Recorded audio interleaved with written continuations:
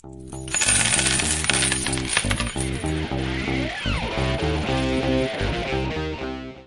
muito bem-vindo à 46ª aula do curso Missão Liberdade Financeira.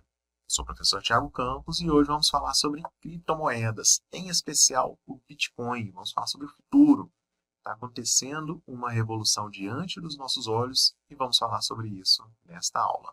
Vamos à aula! E temos para hoje, então, vamos ver o que são criptomoedas, para que elas servem, o que é mineração.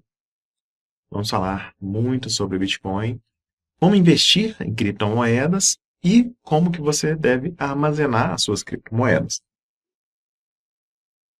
Bom, genericamente, a criptomoeda é um tipo de dinheiro, como outras moedas, com as quais convivemos cotidianamente, com a grande diferença de ser totalmente digital. Além disso, ela não é emitida por nenhum governo, como é o caso do nosso real, dólar ou todas as outras moedas fiduciárias aí, né? Dólar, euro, enfim. E este é o grande ponto. Como ela não é emitida por nenhum governo, ela não está sujeita ao risco de desvalorização dolosamente como os governos fazem quando emitem mais moeda, acabando gerando a inflação terrível, né? Claro, o fato de não ser emitido por nenhum governo também traz uma parcela significativa de risco, que a gente vai falar, inclusive. Mas isso é possível, claro, para quem explica que sim, Fernando Urich, autor do livro Bitcoin, a moeda na era digital, faz uma analogia bem simples. O que o e-mail fez com a informação, o Bitcoin fará com o dinheiro. Antes da internet, as pessoas dependiam dos correios para enviar uma mensagem a quem estivesse em outro lugar. Era preciso ter um intermediário para entregá-la fisicamente.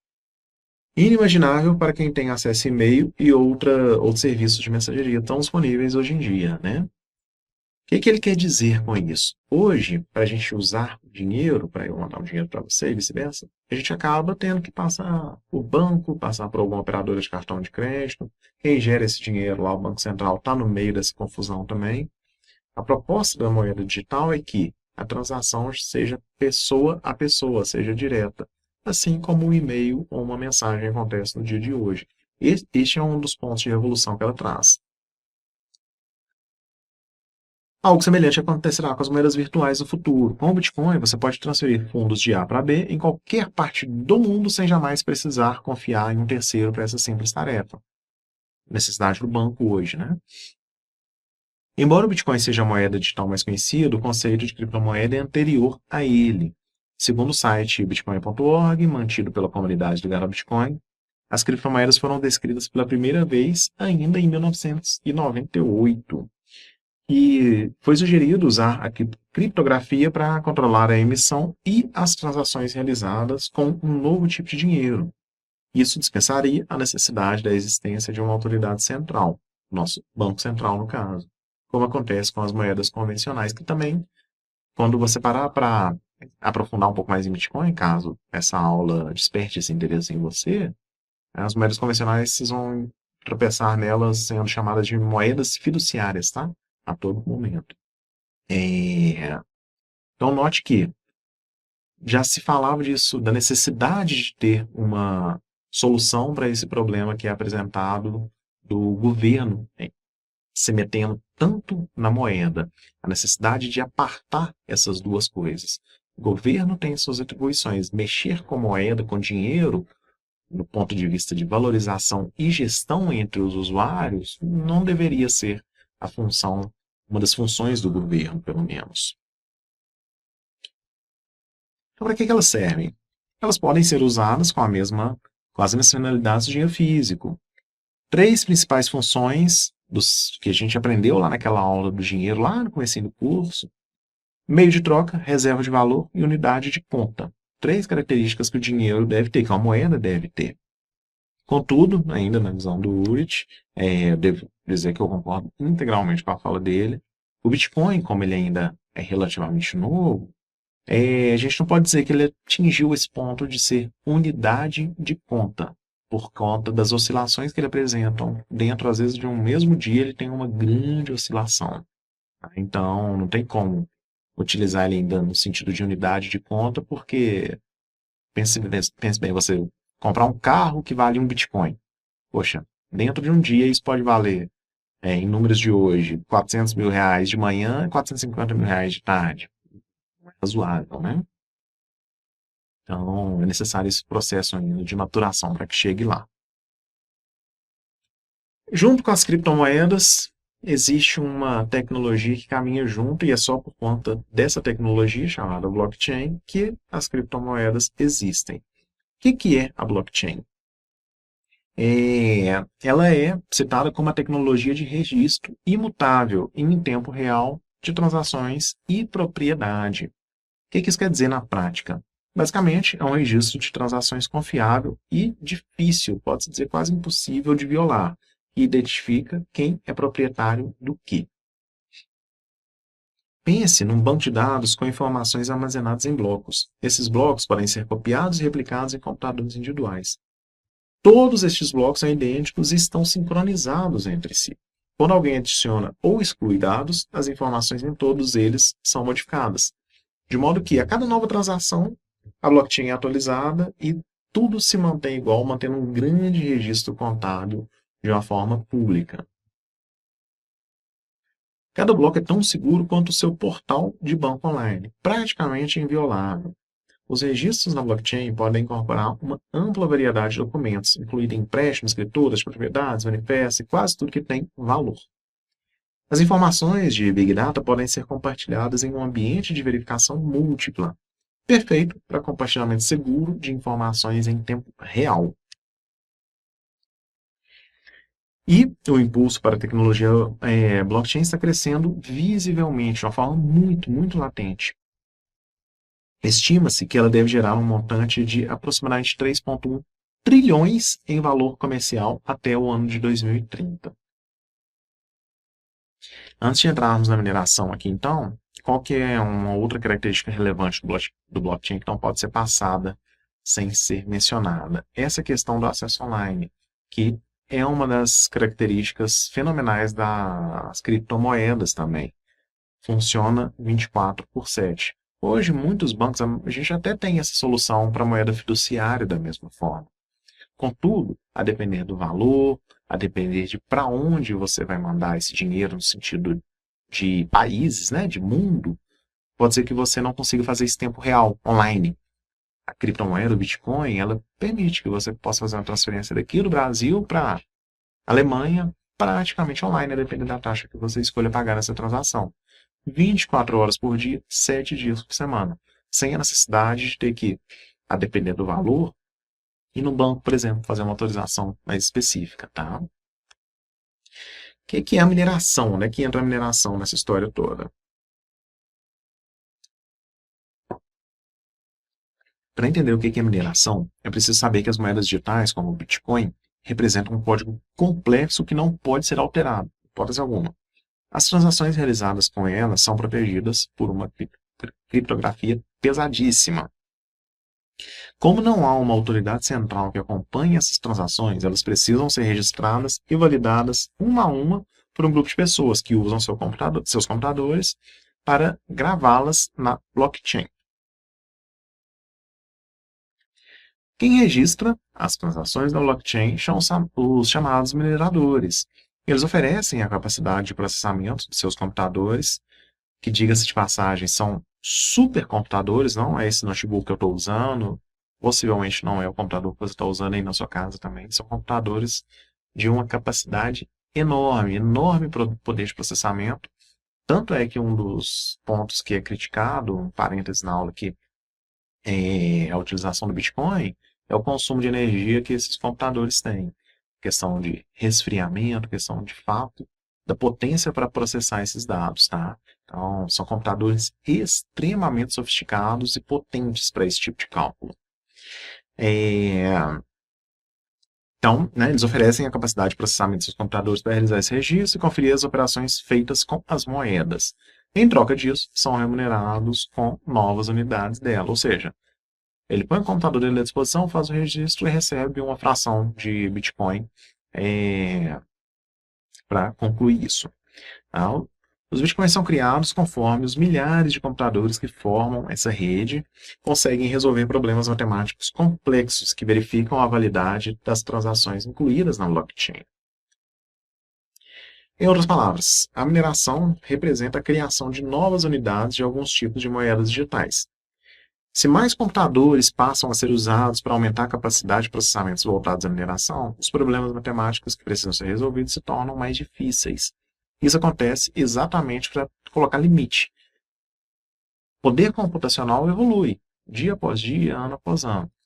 Dado o momento do futuro, pode ser que tenhamos computadores, pode ser não, teremos computadores muito mais potentes do que os existentes hoje. E, naturalmente, terão mais agilidade para desenvolver esses cálculos. Quando isso acontece, naturalmente, o nível de sofisticação do problema também se eleva, de modo a manter a mesma taxa de mineração constante, para que não tenha esse efeito de perda de valor. Sem falar que o Bitcoin ele é escasso, né? Vamos falar daqui a pouquinho, ele tem apenas 21 milhões de unidades e ponto, não tem como gerar mais. E o Bitcoin foi projetado de modo a reproduzir a extração do ouro ou outro metal precioso da Terra. Somente um número limitado, os 21 milhões, e previamente conhecido de Bitcoins, pode ser minerado.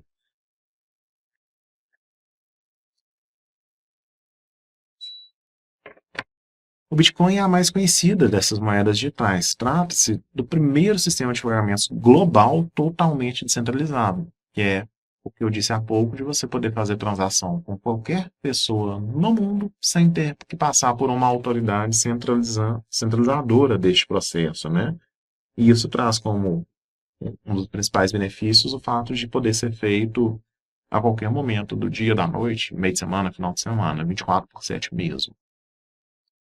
Ele foi desenhado lá em 2008, em meio à crise financeira global iniciada no mercado americano de hipotecas, com o objetivo de substituir o dinheiro de papel, além de eliminar a necessidade de presença dos bancos para intermediar as operações financeiras. Então, note que o Bitcoin surge exatamente no momento de crise, a crise subprime, como uma proposta de solução a essa questão de produção de dinheiro desenfreado. Tá? Ao que tudo indica, está cumprindo bem o que ele se propôs fazer lá em 2008.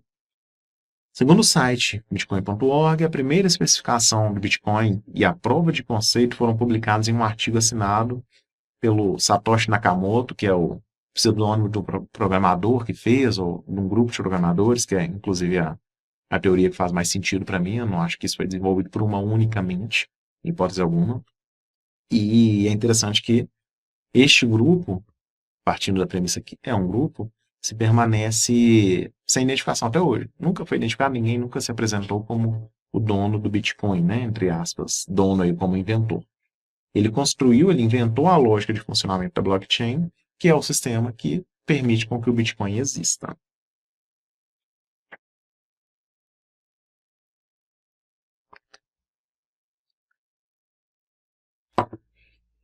Antes de entrar aqui na parte de como fazer o investimento em criptomoedas, em Bitcoin especificamente, eu presumo que até este momento esteja bastante abstrato essa aula para você. Se é a primeira vez que você está ouvindo falar sobre o Bitcoin, é possível que você esteja entendendo quase nada. E é assim mesmo. É uma coisa tão diferente, é tão novo, que é muito abstrato, é complexo de ser explicado, é complexo de ser compreendido, porque você não põe a mão, você não tem como mostrar, não tem como ver. Partindo da premissa que você está com essa dificuldade até esse momento, o que eu, já adiantando aqui, o que vai ficar de para casa de hoje, né? Se for um assunto que chamar a sua atenção, você ficar curioso, você vai precisar estudar mais. O conteúdo é infinito. Eu devo ter lido talvez aí uns 7, 8 livros que tratam sobre criptomoedas, a maioria deles voltados ao Bitcoin, vídeos e cursos infinitos, e ainda assim tem algumas coisas que eu tenho dificuldade de compreensão, dado o nível de abstração que exige, por tão abstrato que é de fato esses conceitos. Então, certamente, numa aula aqui de aproximadamente 30 minutos, é impossível eu repassar para você. Se está abstrato e se te chamou a atenção, vai fazer sentido até o final da aula, vai ser necessário que você busque mais informações, mas recomendo o livro é muito bom para isso, posso deixar até aqui, posso não, vou deixar então, no final, a recomendação de alguns na área do aluno, mas, de fato, se você não está entendendo até agora, não se cobre, não se puna, porque possivelmente a maioria das pessoas realmente não consegue compreender nesse primeiro contato, tá? Exige um nível de confiança e confia que é coisa interessante mesmo, é bom, tá? Vamos lá, como é que a gente pode investir em criptomoedas? Existem algumas formas de investir ou adquirir esses bitcoins, claro, outras criptomoedas. É possível comprar cotas de fundo de criptomoedas, negociá-las diretamente em uma corretora especializada, que são as exchanges, aceitando moedas digitais como pagamento em algum negócio ou ainda minerando, tá? De regra, na prática, para o usuário comum, eu e você. Você vai entrar numa exchange, vai depositar um valor na nossa moeda, o real, e vai fazer a conversão para aquela criptomoeda que você deseja. Em especial, a única que eu acho que faz sentido neste momento, o Bitcoin é o que eu também tenho, mas é, as demais, neste momento, eu ainda acho que tem uma parcela de risco muito elevada. O Bitcoin também tem. É novo para dizer se isso, de fato, será a criptomoeda que vai resolver todos esses problemas que a moeda fiduciária apresenta, né? De centralização, de desvalorização e por aí vai. Ou se pode surgir uma outra nova. É cedo para dizer, só o futuro dirá. Quiçá as outras, né? Então, por hora, a única que eu realmente recomendo que talvez você se exponha, se fizer sentido para você, e numa parcela muito reduzida da sua carteira, é o Bitcoin. As demais, neste momento, não vejo que é algo razoável, tá? Você pode também adquirir cotas de fundos e é uma das formas mais simples. Contudo, a cota dos fundos te coloca numa situação que é exatamente a contrária da necessidade pela qual o Bitcoin foi criado, que é de te dar independência. Quando você compra o fundo, o Bitcoin ele não está com você, ou a fração de Bitcoin que você detém não vai estar em sua posse, vai estar de posse de quem gere o fundo. Ou seja, você continua sem ter a liberdade para movimentar de fato a criptomoeda, tá? Então, estou deixando aqui para você saber que existe, mas não é certamente a melhor opção. Esses fundos eles são distribuídos por corretoras e plataformas de investimentos e alguns demandam aplicações de valor relativamente baixo, bem relativamente, aí na casa de R$ 5.000. Os fundos podem ser uma boa alternativa para quem quer se expor ao mercado de criptomoedas, mas não se sente seguro em fazer isso sozinho. Já quem decide e acompanha as aplicações é um gestor especializado. Por que que pode ser uma boa alternativa para quem não se sente seguro para fazer isso sozinho? O rito para fazer a compra e, acima de tudo, para armazenar, não é tão simples, tão palatável ainda como para comprar uma ação na corretora, como para comprar um fundo ali do título do Tesouro. Em especial para armazenar. O armazenamento do Bitcoin, a gente vai falar das carteiras daqui a pouquinho, ele é trabalhoso, ele exige que você seja organizado, ele exige que você garanta que as suas chaves públicas e privadas não sejam perdidas para que você não perca acesso a eles. Para a pessoa que não tem esse nível de organização, esse nível de consciência do problema, mas ainda assim quer se expor ao Bitcoin, aí sim o fundo pode ser uma boa opção, tá? E também é possível investir por meio de ETFs, que nada mais é do que um fundo que é negociado também na Bolsa de Valores, com um funcionamento um pouco diferente. Pode ficar aí com a informação que é mais uma modalidade de fundo para você investir.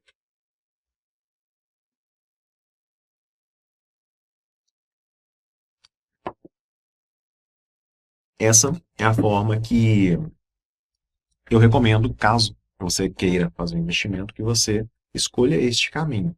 Fazer o investimento via corretora especializada. Temos diversas aqui no Brasil, temos algumas que são de fora e que operam aqui, a Binance, por exemplo. Funciona como a compra em si funciona muito tranquilo como qualquer outro produto. Você vai criar a sua conta lá na Exchange, Foxbit, Binance e tantas outras seguem relação, criando a sua conta lá. Você consegue transferir um valor em reais para lá e lá você faz a conversão. Até aí muito simples. O que exige o maior nível de atenção e o maior nível de conhecimento é a parte de armazenar. Quando você deixa as suas criptomoedas dentro da corretora, literalmente, elas não são suas, elas estão de posse da corretora.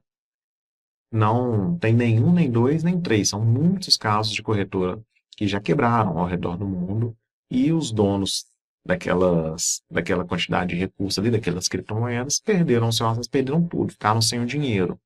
Então, é aí que o ponto fica mais complexo. Fez a compra, cuidado para armazenar. E a gente já vai falar disso. Aqui só a questão da abertura da conta, tá? Aqui que a coisa fica mais séria, tá? Se você optar, entender que é interessante fazer investimento em Bitcoin e que quer seguir esse caminho, aqui agora você vai entender o norte para armazenamento, em especial qual a melhor opção, mas eu não vou tomar o tempo da aula te ensinando a fazer isso aqui. Se você quiser, pode me chamar, a gente conversa, eu vou te dar o caminho das pedras. No YouTube você vai encontrar também milhares de vídeos muito bem produzidos de pessoas de confiança que vai te mostrar o passo a passo também para fazer a gestão segura dos seus bitcoins após a compra, tá? Então vamos lá. Quando a pessoa transfere criptomoedas para outra, esses ativos ficam guardados na blockchain. A blockchain é o famoso banco de dados que a gente já falou aqui. As carteiras são os softwares e os dispositivos físicos que dão ao usuário acesso a esses ativos digitais que estão lá armazenados na blockchain. Além disso, elas também permitem o envio de moedas digitais sem a necessidade dos intermediários. Cada carteira tem o seu código para que você receba e para que você transfira as suas criptomoedas. E, de fato, quando ela está na sua carteira, você pode dizer que ela é sua. Na prática, as carteiras são semelhantes às contas bancárias, mas com uma grande diferença. É o dono da carteira o responsável pela posse e segurança dos seus ativos, não o banco. Qual que é essa grande diferença na prática? Se o dinheiro está lá no banco, se você der alguma nota, se você esquecer a senha da sua conta, se você perder seu cartão, você vai lá no banco, chega com um documento, você fala, ô gerente, que eu sou o Thiago, esqueci minha senha, pedi meu cartão, me ajuda aí, cria outro cartão, cria outra senha. Feito. A partir da hora que você está com seus bitcoins nas suas carteiras, se você esquecer a sua senha, se você esquecer as suas palavras passe que dão acesso a um backup da carteira, você não tem a quem recorrer. Você vai perder as suas criptomoedas. Simples assim, sem choro nem vela. E é aí que a maioria das pessoas não se dispõe a ter essa própria responsabilidade e acabam indo por caminhos que não são os melhores no sentido de também ter exposição a esse tipo de risco, via fundos, que continua sem ser o dono do ativo em si, né? Temos vários tipos de carteiras no mercado, com formatos diferentes, mas mais opções possíveis.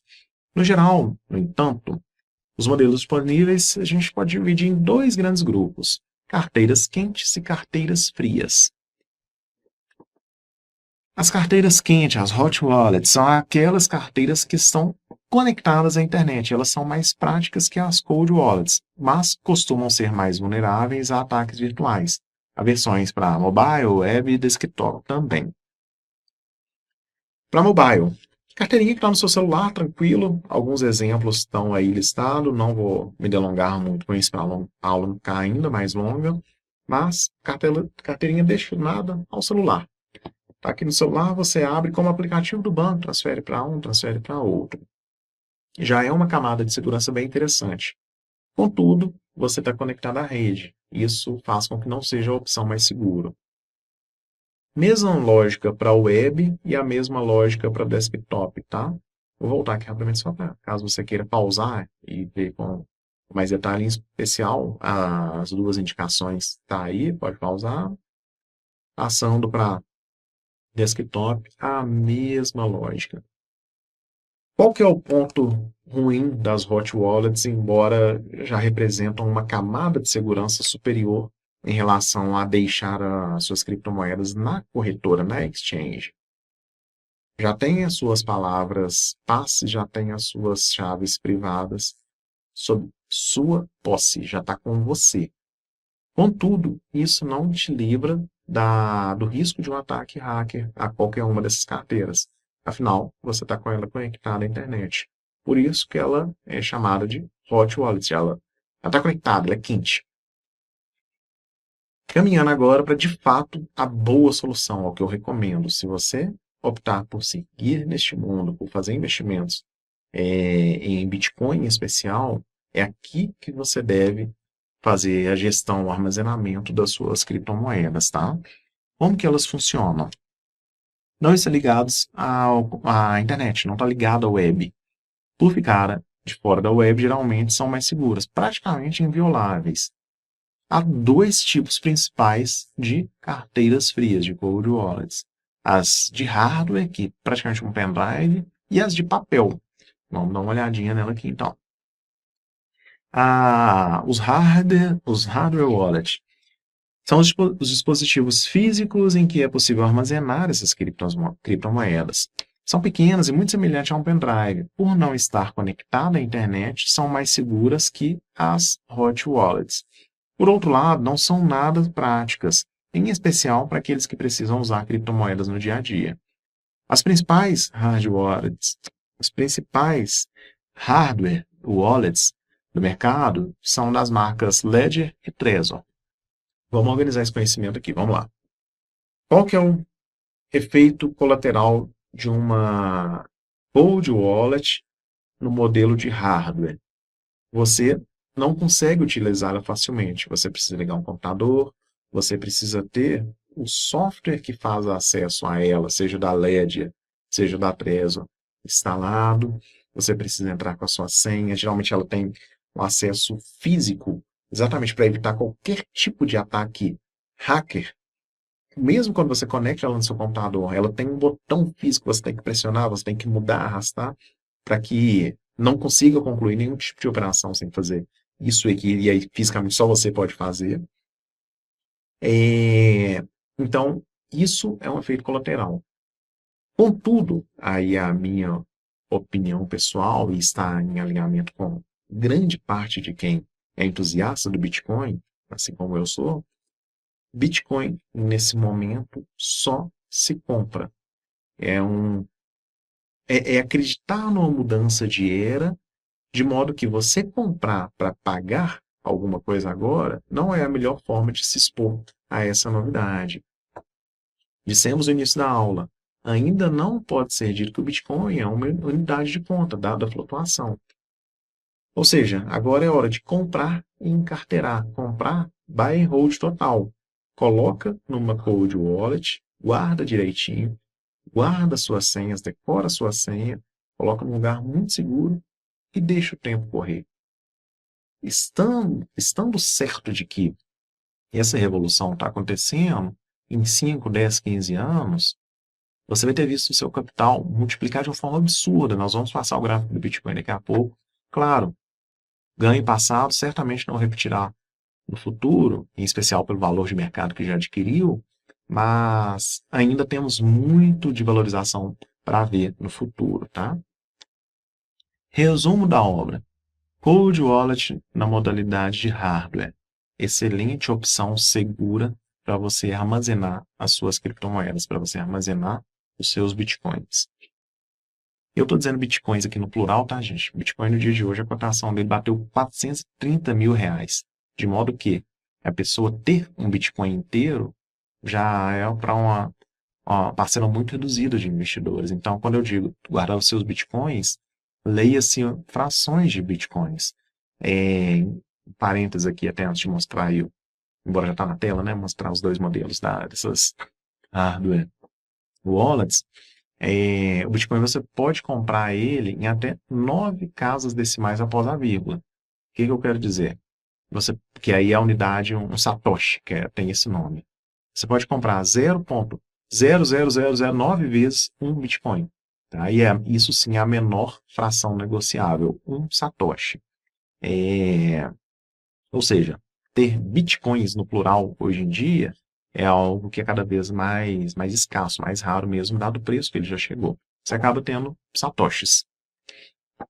E aí, deixei na tela aqui esses dois modelos de carteira que são o que eu recomendo. Se você vai investir em Bitcoin, compra essas carteiras e coloca ele lá, guarda no lugar seguro e toca a sua vida. Ponto importante, não são dispositivos baratos, em torno aí de R$ 1.500 a R$ 2.000 cada um deles. Para que faça sentido, tem que ser um valor pelo menos igual ao valor da carteira, né? Você não vai colocar R$ 1.000 dentro de um dispositivo de R$ 2.000. Então, é interessante ter essa percepção, essa noção para saber se este momento é interessante, faz sentido para você ou não.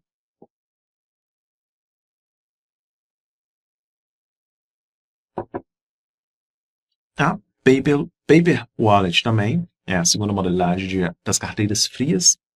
A gente é muito termos em novo, muita confusão. Tente não se confundir com isso, tá? Vou passar por isso aqui, mas não é a melhor modalidade, é a última carteira que a gente segue caminhando.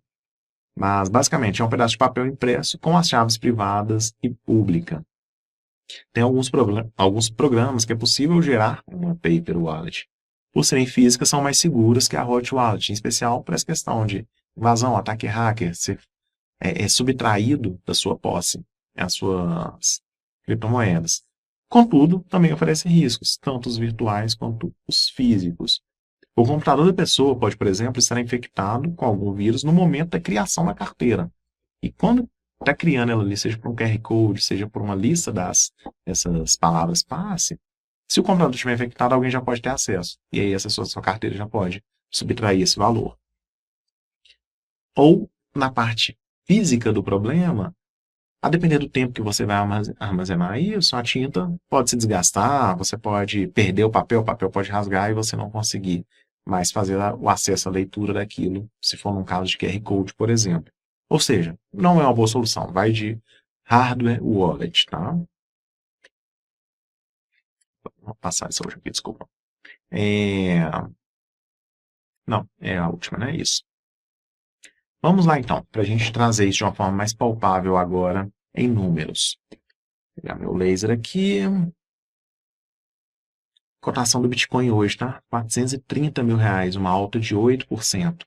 Hoje é dia, tô gravando essa aula aqui, ó, 6 de novembro de 2024, pós eleição do Donald Trump nos Estados Unidos, que é um dos motivos que fez com que ele desse essa disparada, hoje inclusive, novo recorde, tanto em dólar quanto em real de cotação do Bitcoin.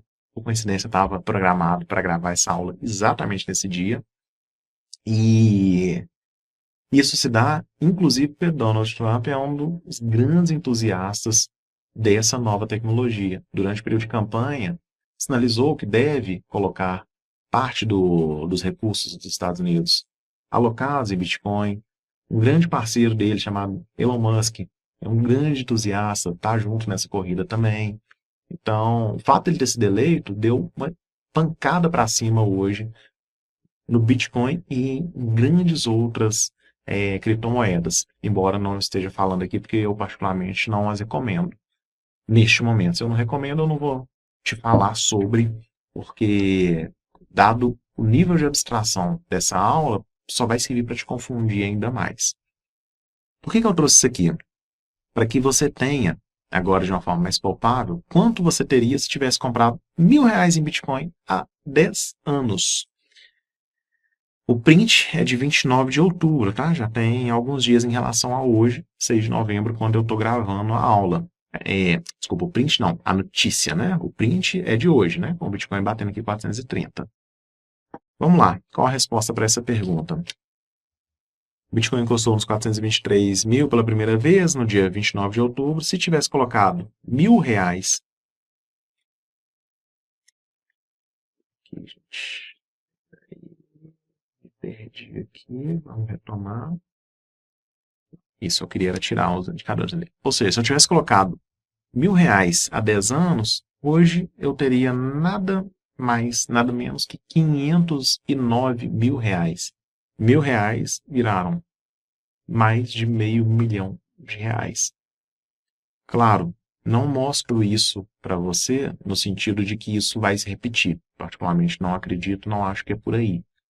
Mas eu te mostro isso no sentido de deixar bem claro a potência que isso representa. Nós estamos falando de uma capitalização de mercado de mais de trilhão de dólares. Não é brincadeira. Tem muito capital institucional, tem muita gente grande colocando muito dinheiro. É uma coisa real que está acontecendo diante dos nossos olhos, tá?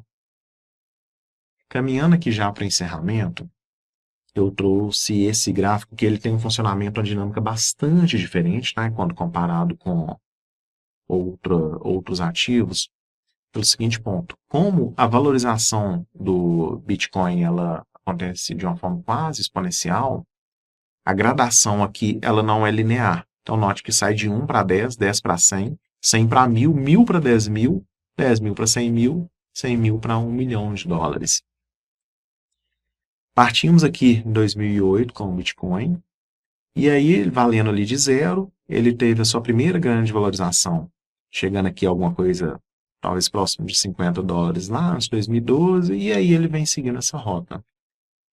O gráfico mais atualizado que eu encontrei para poder printar e colocar para vocês aqui, pegava esse período ali chegando em finalzinho de 2021, que foi a última grande pancada que ele tinha dado, chegando ali próximo dos 60 e tantos mil reais. Desculpa, 60 e tantos mil dólares, tá?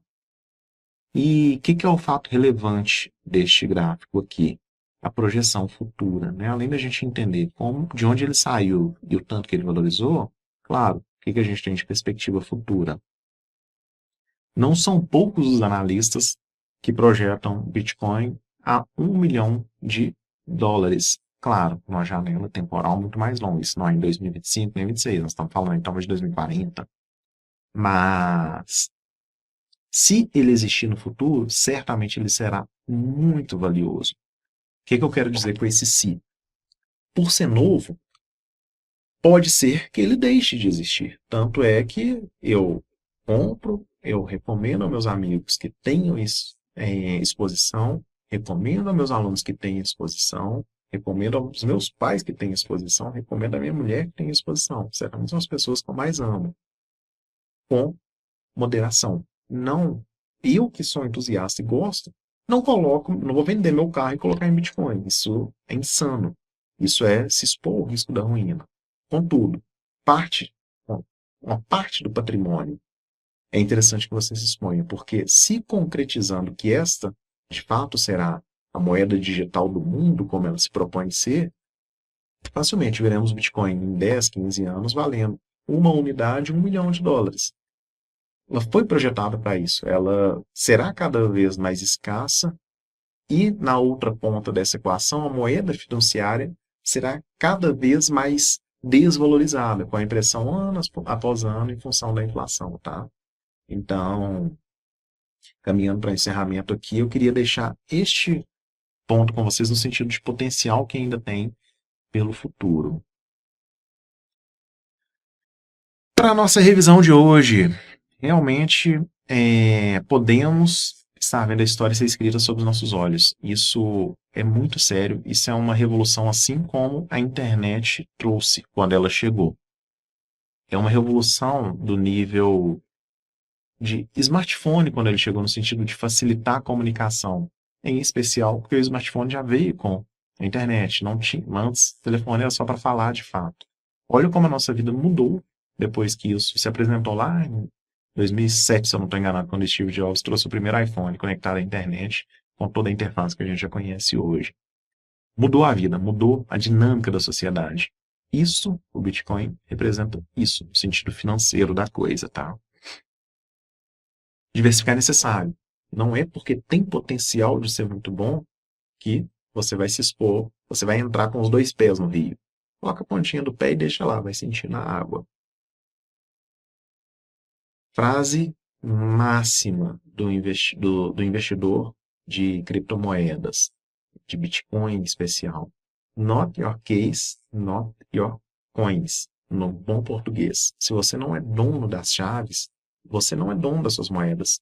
Se você se expôs, se você comprou determinada quantidade, uma determinada fração de bitcoins e deixou na corretora, não são seus bitcoins. aquilo ali, se a corretora tiver um problema da noite para o dia, você vai perder e ponto. Não tem com quem chorar, não tem com quem reclamar. Perdeu, um abraço, está resolvido o problema. Se você optar por seguir nesse caminho, você vai precisar estudar mais, você vai precisar entender melhor essa operação de compra e essa operação de armazenamento. Pode contar comigo, me chama aqui, se for do seu interesse, a gente conversa mais, eu te dou esse caminho das pedras também. Mas, como eu presumo que seja uma parcela mais reduzida, eu não vou fazer uma aula específica nesse nível de detalhe, que eu quero que você tenha muito claro ao final dessa aula. Se você optar em entrar, você tem que entender com precisão como você vai armazenar numa cold wallet, em especial na modalidade de hardware, tá? Não faça diferente disso, porque o risco é demasiadamente elevado.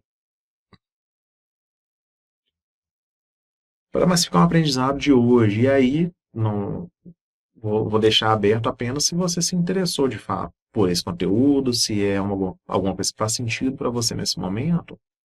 Pare aí e vai buscar no YouTube alguns outros vídeos. Eu vou listar os livros aqui que eu recomendo e deixar na área do aluno para você.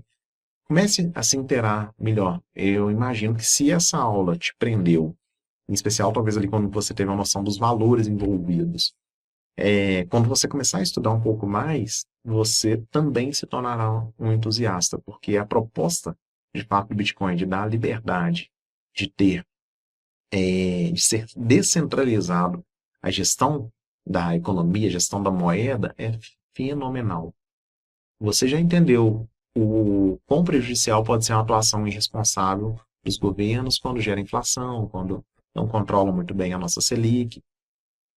E isso é exatamente isso. O Bitcoin é exatamente para contornar a irresponsabilidade dos políticos que mexem à torta e à direito sem se preocupar com as consequências das suas canetadas.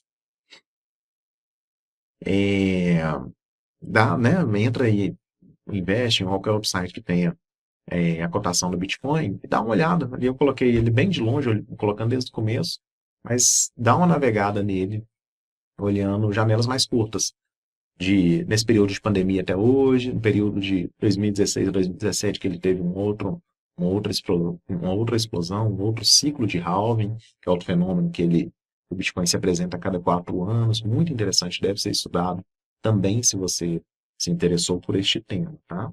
Enfim, dê uma namorada no gráfico para ter ainda mais palpável essa noção de valor. E Elon Musk, eu acho que dispensa apresentação, vou partir dessa premissa. Ele vem dizendo, Bitcoin é a moeda do futuro.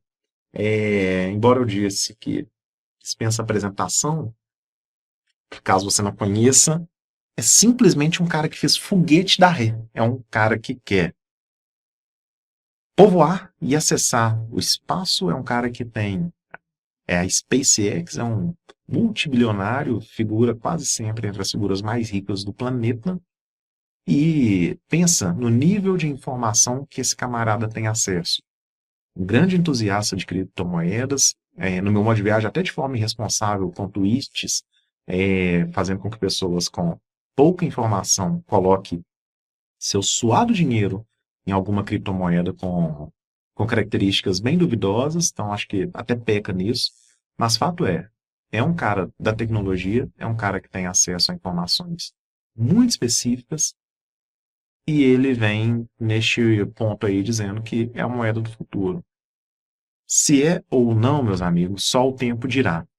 Eu, particularmente, quero estar exposto com moderação e recomendo que você considere também ter uma parcela do seu patrimônio exposto, que seja 1%, mas considere essa hipótese, tá? Se de fato se concretizar que é o futuro, esse 1% tem potencial para virar 50%, eventualmente 100% da sua carteira, só pela valorização. Agora que você entendeu o que é, ou pelo menos entendeu parcialmente o que é o Bitcoin, considerando que de fato é um conhecimento bastante abstrato e difícil de ser absorvido no primeiro contato, caso essa aula seja o primeiro contato, acredito que você já está começando a ponderar qual o nível de exposição você deve ter neste ativo. Se você ficou com alguma dúvida dessa aula, por favor, compartilhe comigo aqui na área do aluno, em nosso perfil no Instagram ou no nosso canal do YouTube, onde preferir. Só não vale ficar com dúvida. Nos vemos na próxima aula, onde vamos falar sobre investimento em câmbio. Um grande abraço e até lá!